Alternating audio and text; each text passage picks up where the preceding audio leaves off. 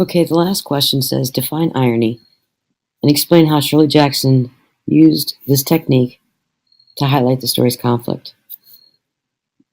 And so, irony, by definition, in its basic sense, is what you think an outcome will be is way different than the outcome in reality. And so, the first time reader, when you read this story, the reader, along with mom, thinks that Charles is Laurie's peer.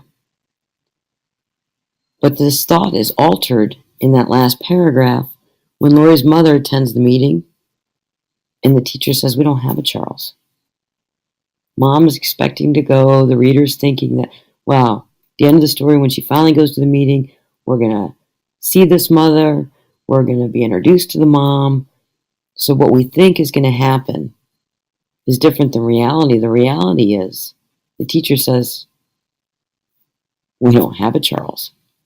And so the expected outcome is way different than the outcome in reality.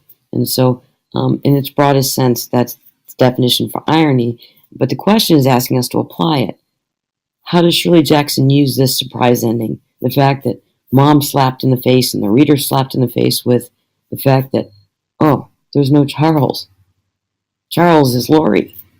She uses this technique to go to the story's conflict. And if you really think about the conflict, you have to ask yourself, why does Laurie make up Charles? Why is Laurie doing these things? So even when you think, okay, so now I know Laurie is Charles. He's acting out in school. He's doing all of these things. Why?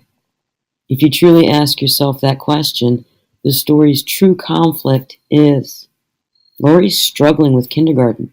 He's been at home for a lot of years, or for the years that he's been alive.